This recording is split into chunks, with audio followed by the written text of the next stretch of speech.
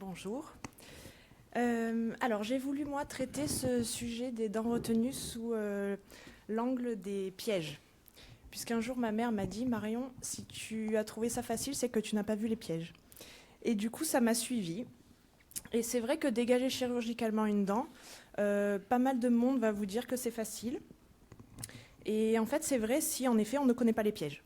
Connaître les pièges, les repérer, c'est déjà la première étape pour les éviter, les contourner ou au moins mettre le doigt dessus et y faire attention. Donc cet après-midi, je vous ai fait un listing de 4 pièges auxquels il faudra faire attention. Donc je n'éclaire que je n'ai pas de lien d'intérêt. Le premier piège dont je voulais vous parler, il intervient très tôt, puisqu'il intervient dès la phase diagnostique, c'est l'imagerie. Ne pas se servir des bons clichés ou ne pas exploiter les clichés que vous avez complètement. C'est ce qu'on va voir tout de suite. L'intérêt premier de l'imagerie, c'est déjà de confirmer votre suspicion d'inclusion ou de rétention. Puisque par définition, la dent qui est retenue ou qui est incluse, elle n'apparaît pas sur votre arcade. Donc les clichés standards vont vous permettre assez facilement d'être sûr qu'elle est déjà quelque part. Qu'on n'est pas face à une agénésie. Puis dans un second temps, ce qui va nous intéresser avec l'imagerie, c'est de pouvoir poser un diagnostic, prévoir un plan de traitement, savoir ce qui va être possible de faire ou de ne pas faire, dans quelle mesure et avec quel risque. Et pour nous qui allons nous charger de la phase chirurgicale, de déjà réfléchir à quoi va ressembler notre chirurgie. Ça passe en premier lieu par connaître la localisation de notre dent. Alors oui, bien sûr, c'est possible avec les clichés standards, en prenant des mesures d'angle, en regardant la superposition de votre germe avec les racines des dents adjacentes, on peut avoir plus ou moins de certitude sur la localisation de votre dent retenue, savoir si elle est en vestibulaire ou en linguale. Mais si on veut être plus sûr, on va commencer à multiplier les clichés, à faire varier les incidences, et c'est là qu'on va perdre du temps, mais aussi en exposition aux rayons pour vos patients. Maintenant, on a un moyen qui est simple, qui est rapide, avec un seul cliché. Vous allez avoir toutes les informations pour connaître précisément la localisation de votre dent dans tous les sens de l'espace, mais aussi son rapport avec les structures qui sont environnantes, les dents adjacentes, les racines surtout des dents adjacentes. Donc, il faut arrêter de continuer à naviguer un peu à l'aveugle, puisque c'est en tâtonnant, en se disant « je pense que la couronne est dans ce coin-là » qu'on risque de faire des bêtises. On va faire des lambeaux qui ne sont pas appropriés, qui sont soit trop grands, soit trop petits, soit qui ne vont pas avoir la forme qu'il faut. On va dégager de l'os, peut-être trop, peut-être pas assez, peut-être pas là, peut-être pas au bon endroit. Donc, pour moi, il faut faire de la 3D en systématique. La 3D, elle va nous permettre de tout voir, à la fois la localisation de votre dent, mais aussi son axe dans l'os. Ça va aussi aider les orthos à réfléchir déjà au sens des directions de traction qu'ils vont pouvoir appliquer. La quantité d'os qui la recouvre, donc ça c'est pour nous lors de l'acte chirurgical, savoir à quoi s'attendre. Les structures environnantes, puisque là on peut déjà voir qu'il y a une proximité importante entre la pointe cuspidienne de notre 23 et l'apex de la 22. Et ça, c'est très important quand vous allez faire le dégagement, d'être sûr de ne pas être trop invasif pour ne pas risquer de léser les structures. Mais on peut aussi voir des choses qui sont plus rares, comme les dents surnuméraires ou les odontomes qui vont bloquer nos germes et qui devront être également extraits pendant notre phase chirurgicale. Et puis des choses qui sont, elles, plus embêtantes, comme les phénomènes d'ankylose, alors qui sont difficiles à voir sur les clichés standards, à part quand elles sont vraiment très très importantes. Du coup, la 3D, là, va vous permettre de mettre ça en évidence, comme les résorptions. Les résorptions internes, les résorptions externes, que ce soit de la dent à dégager, mais aussi des dents adjacentes, et notamment des racines des dents adjacentes. Et ça, c'est des diagnostics que vous allez pouvoir poser grâce à l'imagerie et qui vont parfois faire changer complètement votre plan de traitement et donc vous faire gagner du temps, ou plutôt faire gagner du temps à votre patient.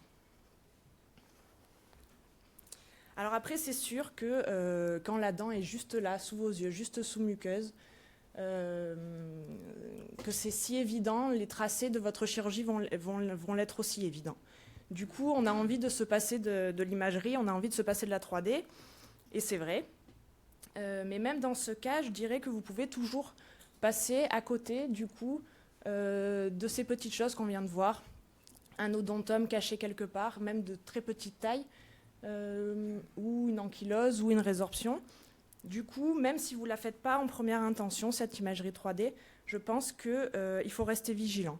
Et qu'au moindre risque, au moindre doute, que ce soit pendant votre geste chirurgical ou après, pendant les premières semaines de traction, s'il y a quelque chose qui paraît un peu douteux, n'hésitez pas pour y voir plus clair et ne pas risquer de perdre du temps.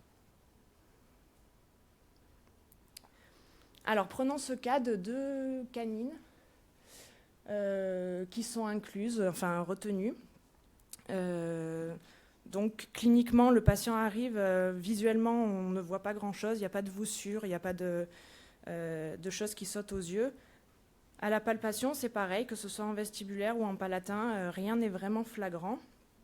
La radio panoramique confirme que les dents sont présentes et qu'elles sont assez symétriques avec une orientation qui est plutôt horizontale, donc qui laisserait supposer une inclusion peut-être plus palatine. Mais pas de confirmation clinique, donc on réalise une 3D. À la 3D, la 13 apparaît en position plus transalvéolaire que vraiment vestibulaire. On voit que la corticale osseuse est à peine soufflée, en tout cas elle n'est pas déformée, ce qui explique qu'on n'ait pas eu cliniquement de signes de sa présence à cet endroit-là. Pour ce qui est de la 23, elle est en position plus palatine puisqu'on la voit vraiment en arrière de la racine de 22. Donc 2 positions différentes, 2 localisations différentes qui vont induire 2 abords différents. Puis avec ces coupes, alors bon, je vous ai pas mis toutes les coupes, hein, mais on peut évaluer, donc comme je vous l'ai dit tout à l'heure, toutes les autres informations qui vont nous servir pour notre geste chirurgical, que ce soit la hauteur d'inclusion, mais aussi les épaisseurs d'os et les rapports avec les racines des dents adjacentes. Ça, j'y tiens, parce que c'est vraiment un gros risque pendant vos chirurgies d'aller malheureusement taper dans les racines qui sont très proches de votre couronne à dégager. Du coup, c'est un élément qu'il va falloir analyser très précisément sur vos coupes. Mais après, c'est vrai que ça peut demander une certaine gymnastique de l'esprit d'aller faire une recoupe justement de toutes ces coupes-là. Et donc, ça va être intéressant d'avoir ces fameuses reconstructions 3D, et notamment, je trouve, pour ce qui est de l'orientation de la dent précise au niveau des maxillaires. Et vous, quand vous allez prévoir votre geste chirurgical, c'est vraiment des images qui sont très très intéressantes puisque vous allez pouvoir visualiser clairement là où vous allez devoir inciser, là où vous allez devoir ouvrir et sur quelle structure vous allez tomber. Le but, c'est vraiment de réaliser des chirurgies qui vont être minimalement invasives.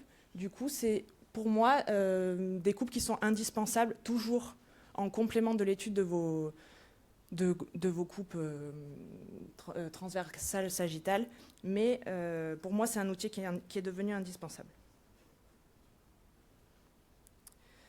Alors, en parlant de chirurgie, le deuxième piège, une fois que le diagnostic a été posé, que l'espace a été créé sur l'arcade, que vous connaissez maintenant la localisation de votre dent, on va passer à la phase chirurgicale. Et là encore, c'est très facile de tomber dans le piège de la facilité, puisqu'on peut se dire que dégager une dent, ça va être prendre son bistouri, électrique ou non, et puis aller grosso modo retirer le tissu qui la recouvre. Et c'est là qu'on risque de faire des dégâts, puisqu'on risque de retirer un tissu qui malheureusement ne repousse pas, et ça se saurait, c'est le tissu kératinisé. Alors le tissu kératinisé, c'est ce que vous voyez ici, c'est le tissu, c'est la gencive kératinisée que vous avez en dessous de la ligne mucogingivale et qui est séparée de la muqueuse alvéolaire, qui est un tissu qui est mobile. Et votre gencive kératinisée, c'est une gencive qu'il va falloir avoir au collet des dents pour que votre environnement parodontal soit stable. C'est une gencive qui est kératinisée, donc qui est costaud, qui est suffisamment résistante pour supporter un brossage, raisonné, on est d'accord. Mais c'est aussi une gencive qui est attachée, donc immobile. Et c'est indispensable de l'avoir au collet des dents pour la stabilité et la pérennité de la dent sur l'arcade. Donc si on n'a pas ce tissu, on risque l'apparition avec le temps d'une récession gingivale qui peut être dommageable sur le plan esthétique mais aussi fonctionnel. Alors on va voir les possibilités pour les dents retenues, davantage en vestibulaire qu'en palatin, puisque c'est là que se joue vraiment le défi de cette présence de tissu kératinisé, puisqu'au niveau palatin, on a du tissu kératinisé à revendre. En vestibulaire, c'est souvent beaucoup plus compliqué. Donc en vestibulaire, deux possibilités. Soit vous allez déplacer votre lambeau, soit vous allez le repositionner, et on va voir quelle situation on choisit. Ce qui va décider du déplacement ou du repositionnement de votre lambeau, ça va être la localisation de votre dent. Donc en fait, sa hauteur d'inclusion et plus précisément la position de la pointe de votre dent ou de son bord libre si on est sur une incisive, ramenée à la ligne mucogingivale que je vous ai dessinée ici aussi. Et c'est ça qu'on va devoir analyser pour savoir quel geste on va faire. Alors, trois possibilités. Si la dent est positionnée haute par rapport à la ligne mucogingivale, et si sa pointe cuspidienne est positionnée haute, on va réaliser une chirurgie qui va venir dégager cette dent. Donc on lève un lambeau d'épaisseur partielle puis d'épaisseur totale. Au contact de la dent, on va dégager le tissu osseux qui est possiblement la recouvre. Et ensuite, on va préférer venir repositionner un lambeau en position initiale et faire passer le fil de traction par le trait d'incision au milieu de votre crête édentée ou de l'alvéole d'extraction de la dent temporaire si vous venez d'extraire la dent temporaire. La traction, elle se fait donc derrière un tissu mou et on peut éventuellement, dans un second temps, s'il y a besoin d'aménager les tissus, venir réaliser un lambeau déplacé apicalement une fois que la dent s'est rapprochée du plan d'occlusion. Mais c'est risqué à ce niveau-là de réaliser un lambeau déplacé pour des raisons esthétiques, on va le voir ensuite. Si la pointe cuspidienne est située non plus au-delà de la ligne mucogingivale, mais au niveau de cette ligne, eh bien la conduite reste la même, puisqu'on préférera une fois de plus réaliser un lambeau qui est repositionné, puisqu'on estime que tant que la dent est au-delà de la ligne mucogingivale, le déplacement des tissus en direction apicale serait trop important et on risquerait la création de brides cicatricielles au moment de la traction, chose qui serait évidemment embêtant sur un plan esthétique et notamment sur des canines ou des incisives dans le secteur antérieur. Donc on évitera le plus possible de réaliser ce genre de lambeau quand la dent est située au-dessus de cette ligne. De toute manière, de nombreux auteurs s'accordent pour dire que en fait, peu importe la localisation de la dent, de plus en plus, il faut privilégier ce genre de lambeau, puisque selon eux, c'est la technique qui va permettre de réaliser une éruption qui est la plus physiologique possible, avec vraiment une dent qui va traverser les tissus, et non pas nous qui allons déplacer les tissus à la place de la nature. Le problème, c'est qu'elle nécessite du coup une traction qui est vraiment à l'aveugle et qui est parfois difficile à appréhender pour l'ortho.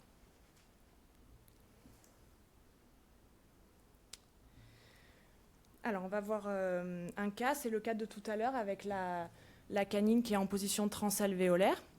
Donc vous avez la situation initiale avec la présence toujours de la 53 qui est encore en place sur l'arcade, qu'on peut très bien conserver pour des raisons esthétiques jusqu'au jour de la chirurgie. Ce n'est pas quelque chose qui pose forcément problème. Il faut par contre s'assurer que l'espace disponible sur l'arcade sera suffisant pour la dent définitive, donc ce qui est le cas ici puisque vous avez votre canine de lait plus un petit diastème en mésial. Donc vous voyez la situation initiale, ensuite la levée d'un lambeau, donc en épaisseur partielle en coronaire de la dent, puis en épaisseur totale quand on arrive au niveau du germe. La pellicule osseuse a été retirée. Puis on vient réaliser un curetage du sac folliculaire de la dent retenue. C'est là qu'on doit faire attention de ne pas toucher à tout le système d'attache qui se situe au niveau de la jonction émail-sément. Et ça, on va y revenir plus longuement après. Donc on lève le lambeau, on nettoie. La réalisation de décharge plus ou moins obligatoire, d'autant plus que la dent est en position haute. Et puis ensuite, une fois que tout est dégagé, on peut venir coller l'attache. Là, on a fait passer le fil de traction par l'alvéole de la dent lactéale. Et ensuite, le lambeau est repositionné dans sa position initiale. Et ensuite, vous avez les contrôles à 7 et 8 jours au moment de la dépose. Alors, ce n'est pas le cas ici, mais la traction ortho peut commencer immédiatement dès la fin de la chirurgie. Tout dépend si votre ortho est avec vous ou pas, et selon le planning du patient. Il n'y a pas de besoin de cicatrisation forcément muqueuse à attendre avant de lancer la traction. Dernier cas, si la pointe cuspidienne de votre dent est en deçà de la ligne mucogingivale, donc la dent est en position basse, là, vous allez pouvoir réaliser un lambeau déplacé apicalement. Parce que le déplacement va être moindre, il y aura moins de chemin à remonter votre lambeau et du coup, on aura moins de risques d'obtenir ces fameuses brides cicatricielles qui créent ensuite des cicatrices et qui sont vraiment pas esthétiques pour vos patients.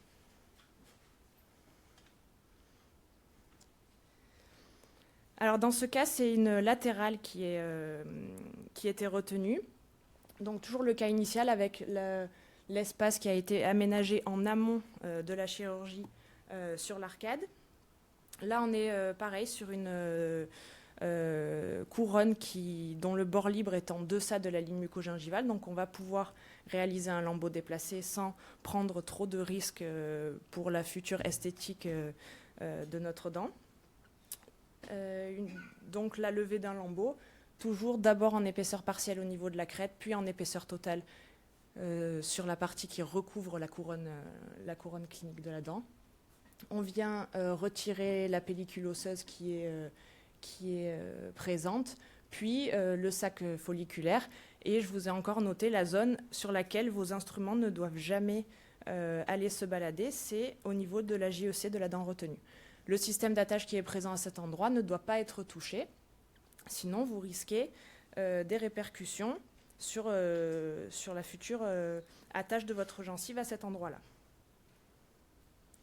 Ensuite, on colle l'attache et on vient donc positionner le lambeau, cette fois pas en position initiale, mais au niveau de la JEC de la couronne, avec des sutures. Encore un autre cas, donc là la canine est en position très basse par rapport à la ligne mucogingivale et pourtant elle ne fait pas son éruption, certainement du fait de son orientation. Du coup on est obligé d'aller intervenir. Là on n'a pas réalisé de décharge verticale comme on l'a fait précédemment. Du fait du positionnement de la dent et de vraiment sa proximité avec le plan d'occlusion, on a pu réaliser un lambeau où en fait on a exercé davantage une rotation qu'une translation en direction apicale, ce qui permet de réduire le nombre de sutures et du coup de réduire aussi le risque de cicatrice, notamment sur une gencive comme ça qui est pigmentée et qui risque de marquer davantage. Dans ce cas, je n'ai pas collé l'attache en paire opératoire puisque l'ortho voulait le faire lui-même, mais ce n'est pas un problème quand vous faites des lambeaux déplacés puisque la dent reste partiellement découverte. Du coup, le collage peut être fait dans un second temps. Le résultat à 2 ans, une fois que le traitement est terminé et qu'une facette a été également réalisée au niveau de la 22, donc pas de cicatrice et une intégration esthétique satisfaisante. Alors, on a vu pas mal de cas maxillaires, puisque la prévalence est plus importante au maxillaire, mais ça peut aussi arriver à des inclusions ou des rétentions mandibulaires. On n'a pas le même risque, en fait, surtout au niveau des structures anatomiques. puisque dans le secteur canin, prémolaire, mandibulaire, vous allez avoir l'émergence du nerf alvéolaire inférieur, avec lequel il va falloir gérer, surtout quand vous avez des inclusions qui sont relativement basses. Donc attention quand vous réalisez vos lambeaux, et notamment si vous êtes en épaisseur partielle, puisque tant qu'on est en épaisseur totale, on peut mettre à jour l'émergence du nerf. Quand on est en épaisseur partielle, on prend un peu plus de risque d'aller léser les fibres nerveuses. Donc, analysez bien vos coupes une fois de plus quand vous êtes dans ce secteur.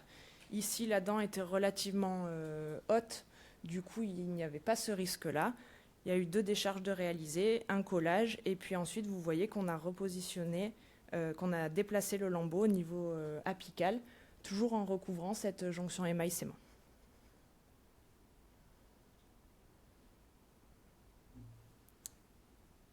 Donc on retiendra qu'on évitera au maximum de déplacer les lambeaux pour avoir des résultats esthétiques qui sont plus satisfaisants. À partir du moment où vous allez déplacer le lambeau, vous prenez le risque de voir apparaître des brides cicatricielles.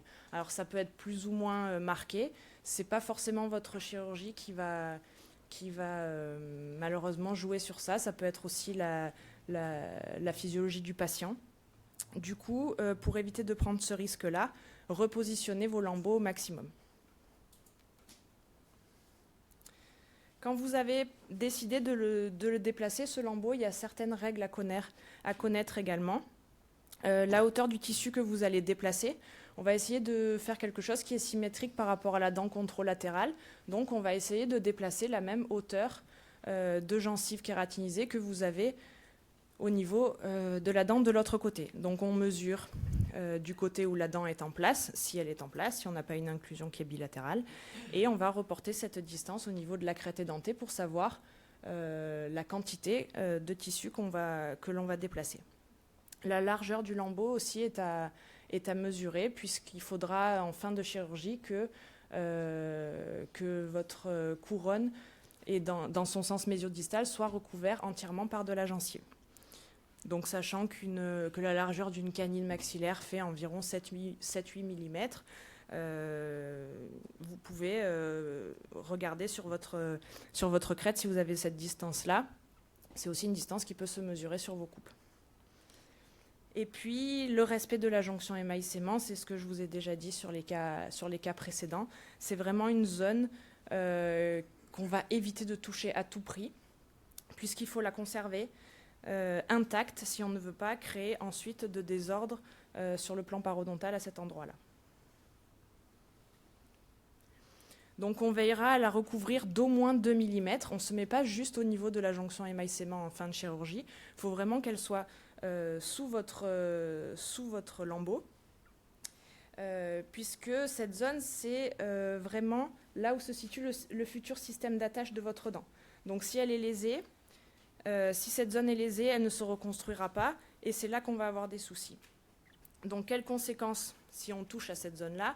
Elles peuvent être variées. Déjà, on peut avoir un souci de récession gingivale. Puisque vous avez retiré le système d'attache, par définition, il n'y aura plus de gencive qui va pouvoir venir s'attacher à ce niveau-là, et du coup, votre racine va rester dénudée. Mais ça peut aussi engendrer un phénomène d'ankylose. Puisque l'ankylose, c'est quoi? C'est la fusion entre votre sément et votre os alvéolaire due à une disparition du ligament desmodontal. Donc, c'est la même chose. Si vous lésez ce ligament à cet endroit-là, si vous l'agressez, on va avoir des répercussions sur la future attache, mais aussi sur le risque probable de l'apparition de ce phénomène. Alors après, on ne s'inquiète pas sur le positionnement de la gencive, même si là, la gencive paraît en excès au niveau de la couronne. Une fois que la traction se met en marche, de toute façon, la gencive finit par se repositionner d'elle-même au niveau de la JEC de la dent. Donc on ne s'inquiète pas de cet excès de tissu. Ici, le patient est arrivé au cabinet comme ça. Il me raconte qu'il y a quelques années, en effet, sa dent était coincée un peu plus haut au niveau de sa mâchoire, qu'il a eu une chirurgie pour la dégager, etc. Donc difficile de savoir ce qui s'est passé pendant la chirurgie, mais en tout cas, ça ressemble à ce que vous pouvez obtenir si jamais vous ne faites pas attention à cette zone lors de votre chirurgie de dégagement.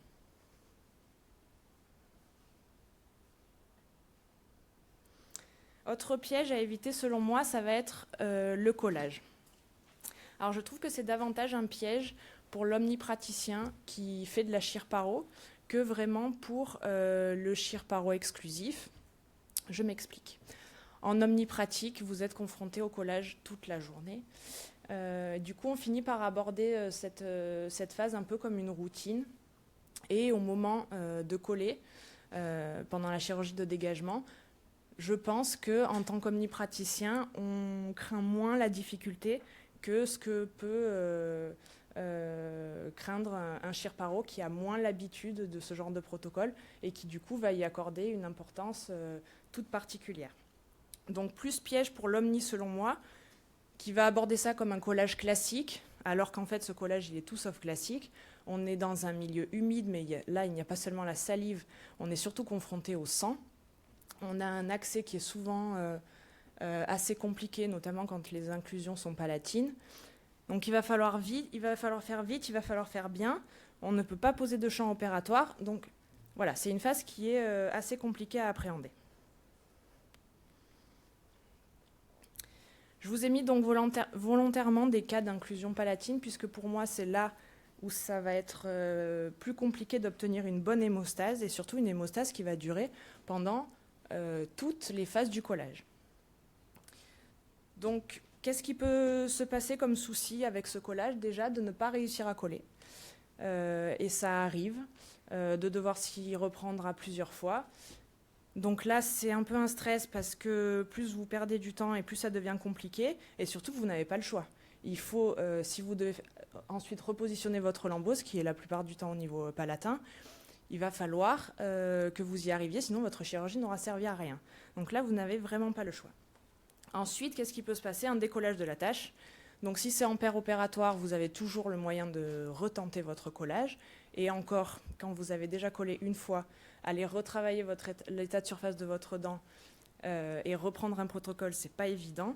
Mais alors en plus, si le décollement se produit dans les heures ou dans les jours ou dans les semaines qui suivent, et notamment quand la traction, on commence à réaliser une traction sur la tâche, là, il va falloir, malheureusement, vous n'avez pas le choix, réintervenir sur le site et reprendre votre collage.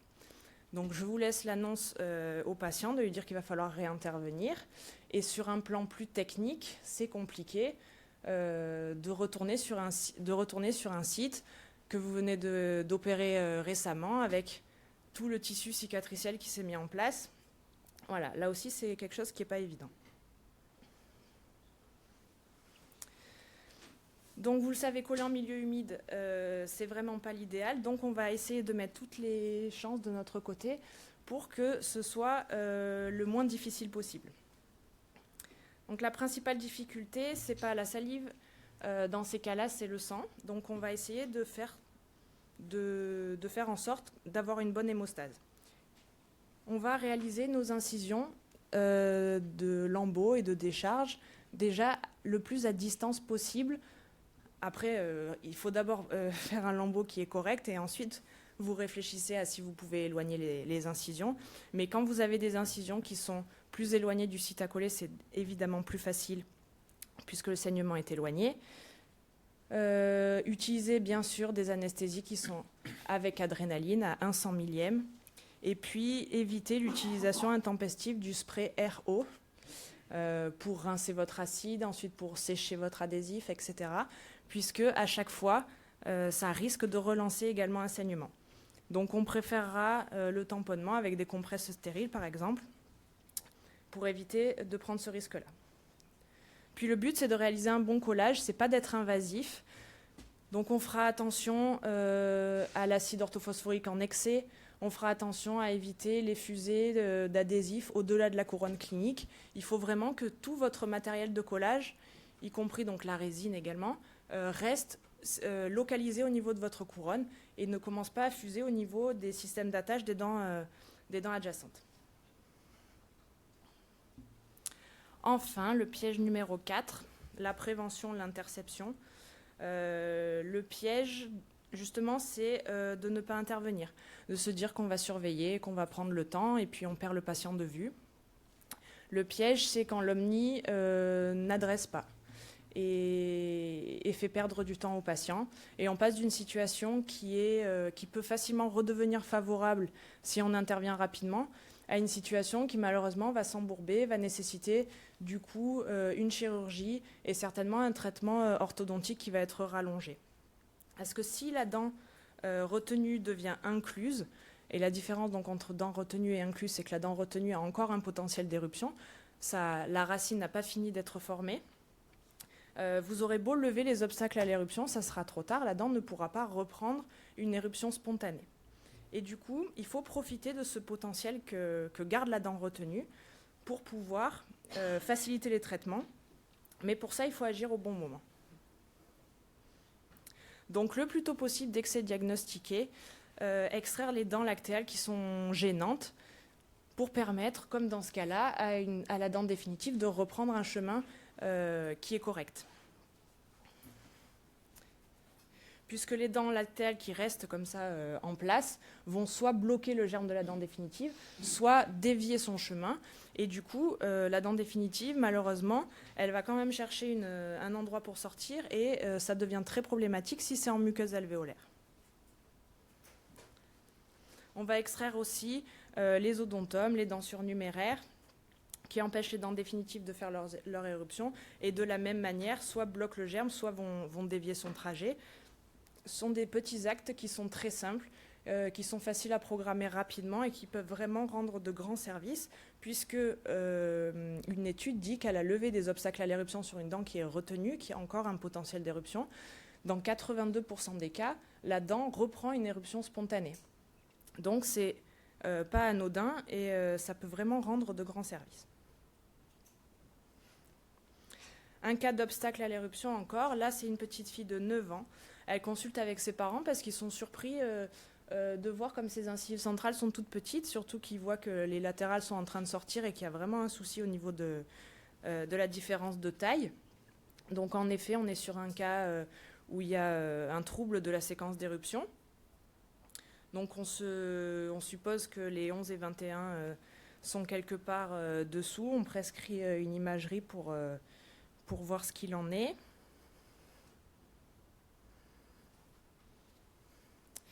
Et sur les coupes, on voit donc déjà que les centrales sont présentes. C'est une bonne nouvelle. On voit aussi que 51 et 61 ont leurs racines qui ne sont pas du tout rhizalisées. Et quand on regarde d'un peu plus près, on voit qu'il y a donc des dents surnuméraires ou des odontomes, bref, peu importe, en arrière de 51 et 61, et que ce sont eux qui ont bloqué l'éruption de la dent définitive, qui du coup n'a pas pu lancer le phénomène de rhizalyse. Parfois, ce sont les dents lactéales qui, pour X raisons, ne se rhizalisent pas et créent la rétention, voire l'inclusion de la dent successionnelle. Là, la persistance de 51 et 61 est vraiment la conséquence de l'inclusion et non pas sa cause. Tout ça pour dire que si on avait fait un cliché standard, on serait certainement passé à côté des odontomes qui, par superposition, ne nous seraient peut-être pas apparus clairement. On aurait extrait 51 et 61, et en fait, ça n'aurait pas fait avancer grand-chose, puisque les odontomes seraient restés en place. Là, après avulsion des dents de lait et des deux odontomes qui sont positionnés en arrière, les dents ont pu reprendre une éruption spontanée.